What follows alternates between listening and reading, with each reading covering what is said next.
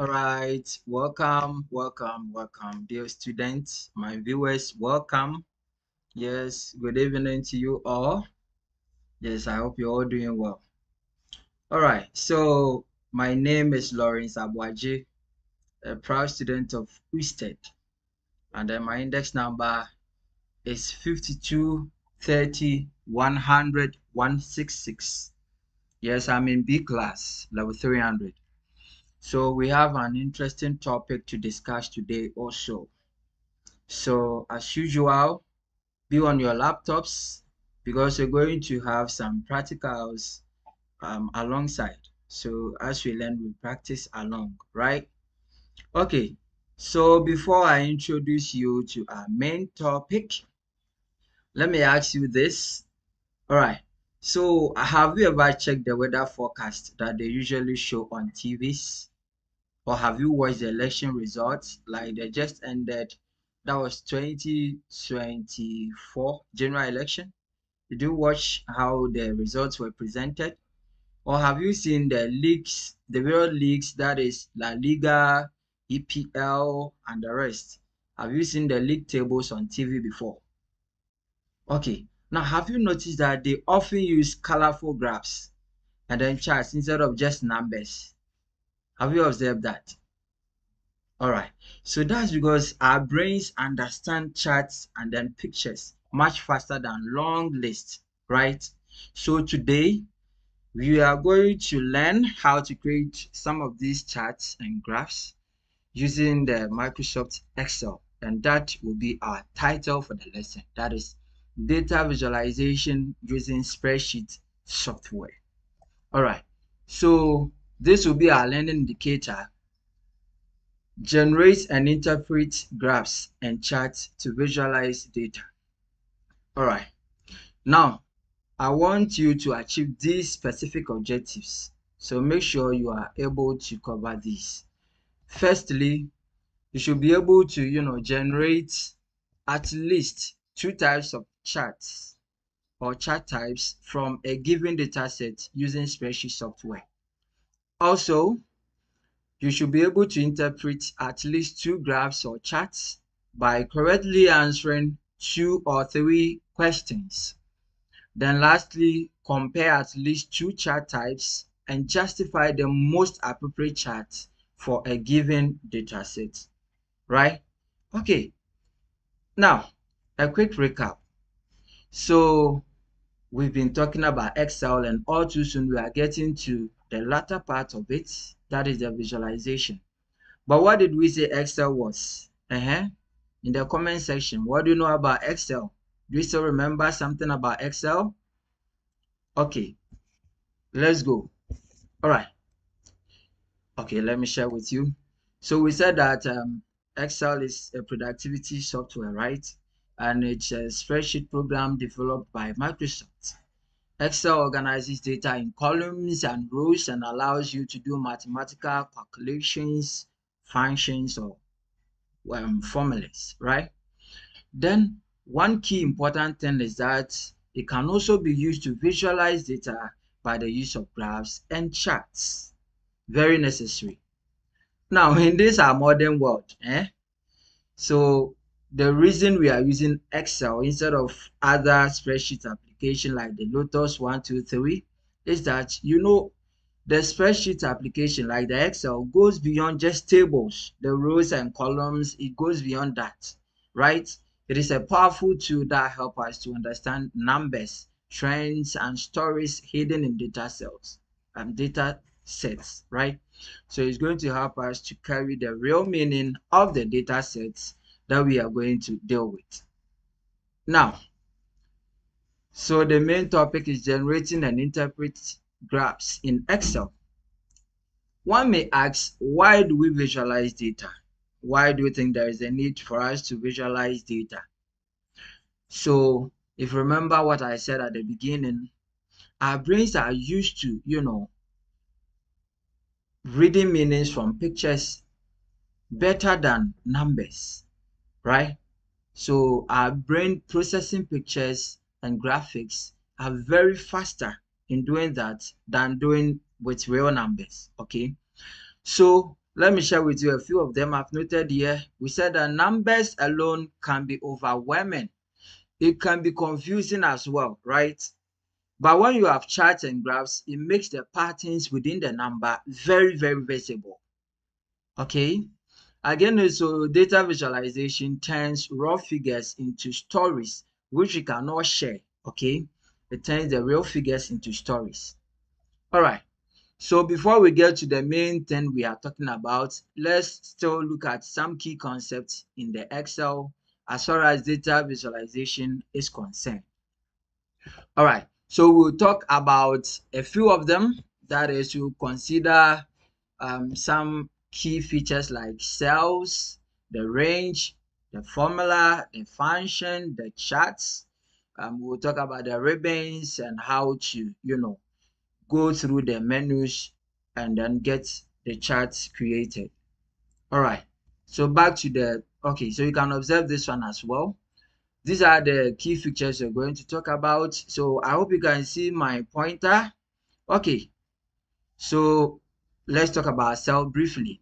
Cell, as you all know, is the conjunction or the intersection or the meeting point between the rows and then the columns. Right, so you can see from here that the columns are headed A, B, C, D, and the rest. So you can have column A, column B, column C in that order.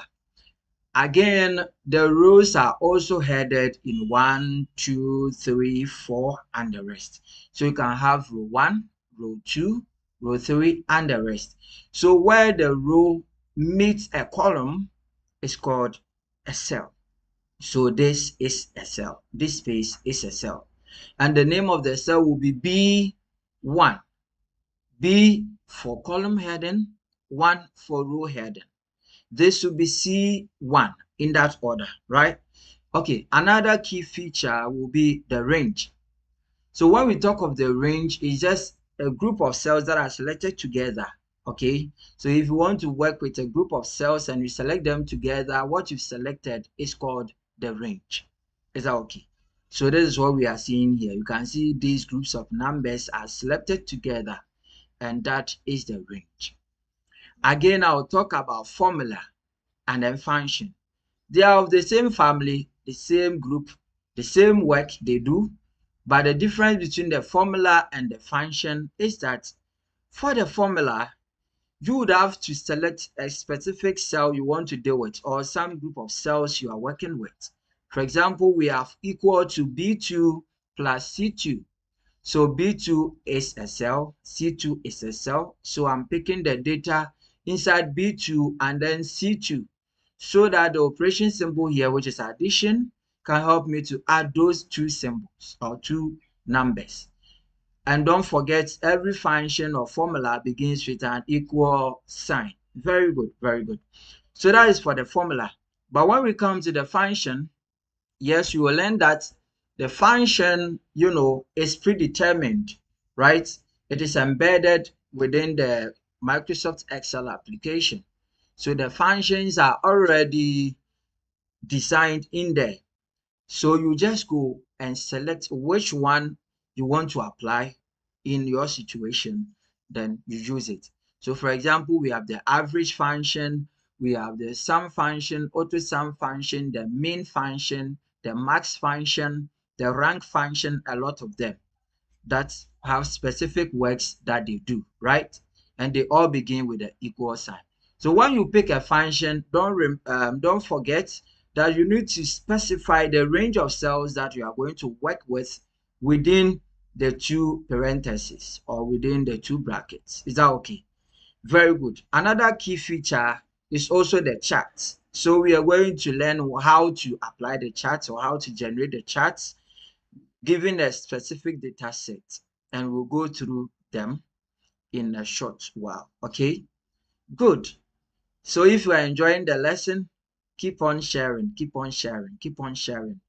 Yes, tell a friend and a friend to also tell a friend to come on my channel, and let's continue with the discussion. All right, good. So keep on sharing. Is that okay? And then as the lesson is also going on, you can share with me your thoughts in the comment section. If you have any question, you can also put it there and it will be addressed to you. Okay, very good. All right, now back to the main lesson. Now let's talk about firstly the types of charts that we have. Types of charts. All right, so some common types of charts that we are going to talk about today would include the bar chart, the pie chart, the line graph, column chart, combination chart. I've told you we have a lot of them, but we are only considering a few of them. Then we will learn on how to choose the right ones. Okay, so you choose the right ones depending on which situation, which data set you are working with. Okay, and what exactly you want to show. All right, so let's start. The first one we'll talk about is the bar chart. Bar chart. So the bar chart, some people also call it the column chart. They are almost the same. They are the same, just that the medium of representation changes. Whilst the other use rectangular bars, whilst one uses the rectangular bars, the other also uses, some horizontal bars to represent them, and that is the bar chart. And then the column chart uses the vertical bars. So the vertical bars are for column charts, and then the horizontal bars are for the bar chart. Okay, now, so the bar chart uses rectangular bars to compare values across categories. So these values that we're talking about, we are going to compare them across various categories. For example, age, height, and the rest. Those will be the categories. All right. So when do we use the bar chart? The bar chart is best for when you are comparing quantities. Okay. When you want to compare quantities. For example, student scores. What was the score of AC? What was the score of AMA? Product sales. So when you are dealing with quantities, that is when we most at times consider bar charts. Is that okay? Very good. Now have a picture of the bar chart. Yes, this will represent the bar chart or the column chart. So you see the bars, these are vertical. And we could also have the horizontal. Then the bars are spread over some categories. So you can see some values are attached to the height of the bars, and that will determine the differentiation, how much one is different from the other. Okay, very, very, very good. All right, now let's move on to the next one. So next we'll talk about the pie chart. Hello, how many of you eat pie a lot in the house? Okay, share with me in the comment section. So you can see that most of the times our mummies divide the pie for us, the round ones, then they cut them into portions, right? This is for you, this is for your sister. Yes. So it's just that circular shape that we use to also represent data. So the pie chart divides data into slices to show parts of a whole. Parts of a whole. All right. So, we use the pie chart anytime that we want to, compare the categories as to how the individual categories contribute to a whole, right? Yes, for example, let's talk about school budget. A school budget like that, we can have budgets on the students, tables, facilities, and other things. So how the various categories came together to form that 100% budget. All right. And so anytime you are dealing with pie chart, make sure that what you are displaying also it's in percentages or it's talking about proportions. So that's it. So for example, we can have our family monthly expenses. Yes, that one you can use the pie chart to represent it. And then, we can make market share of mobile phones or brands. Yes, you can use that, the pie chart to represent such a data. Okay, very good. Okay, a picture of it. That's it. So I've told you we'll go through the practical section and we'll get to know how to create these charts. And when we get there, it will be very, very easier for you. Next, we'll talk about the line graph. The line graph. Good. So the line graph, yes, the line graph, is for tracking trends over time. You use it when you want to show trends, or changes in an event or something over time, right? So, a line graph connects data points to show changes or trends. Yes. So, for example, we can talk about monthly rainfall, daily temperature, student performance across the various terms, Yes. So when you are comparing such trends, which will show you, increase and decrease of trends over time, then the best thing for you to use is the line graph. Is the line graph. All right. So yeah, here is a sample line graph which represents the data set over there, and we'll go through how to create that line graph. Is that okay? Very good. Now, the next one, or probably the last of what we are considering today, will be the combination chart. In fact, on the Excel application, we call it the combo chart. Combo means combination of two or more, right? So with a combo chart, it merges or combines two chart types. For example, you can combine the bar chart and then the line graph together to make one specific chart to represent your data. And it is best for comparing totals and trends together, right? Yes, so you use it when comparing two different types of data or data with different scales, okay? So for example, monthly sales columns and then profit line. So you can use the column chart for the monthly space, and then you can use the line for the the profit line. So when you are comparing monthly sales and then the profit margin, then you can combine those two. Again, also you can also use the rainfall comparison between rainfall and temperature, right, on the same chart. So you can represent the rainfall column and then the temperature line. Is that okay? Good. Yes. So as I've told you, it's best for showing relationship between two data sets, right? Especially when one series has much larger values than the other. Is that okay? All right. Good. So yes, this is a sample of a combo chart. This one represents the revenue and expenses. So the bar chart or the column chart would represent revenue, whilst the expenses will be represented with the line graph. Very, very good. All right. So at this juncture, we are going to observe the general rule for creating this chart. Then I will leave here and continue on the Excel application so that we go through how to create these charts so that you can also practicalize it on your laptops. Very, very, very necessary. Okay, so these are the general rules. All right. One, you have to highlight the data set you want to visualize. Very, very necessary. Always don't forget to highlight the text you want to visualize.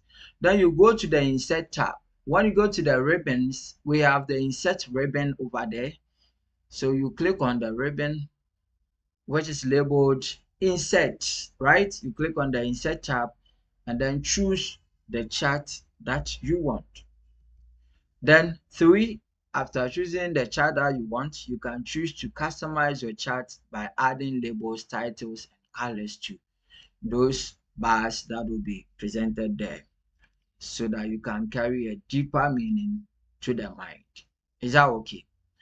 All right. So this picture shows the steps that we're going to follow when we switch to the Excel application. All right. So 1, you have to select your data set, as I said, and then 2, you come and click on the insert tab, right? Then you come to the groupings called charts. Then you select the one you think is appropriate for your data set. That is the fourth point. Is that okay? Good. So quickly, let me switch to the Excel application. Yes, I have my sample data here. Let's work with this data. So this is the data set. So let's try and go through how to create these charts as we said. So for example, I'm selecting from here. Okay. So let's say this is my data set. Yes. So I've selected the data set. Then I'll think of where to go next. So step 2, we said you click on which ribbon? The insert. So the insert tab, the ribbon tab is here. So when you click on insert, the insert ribbon will open. Go to the groupings labeled charts, then you pick which one you want. So first we talked about the column or the bar chart, and it's over here. This is the column chart. I told you the column charts use vertical bars to represent the data, and it's in 2D and then 3D as well.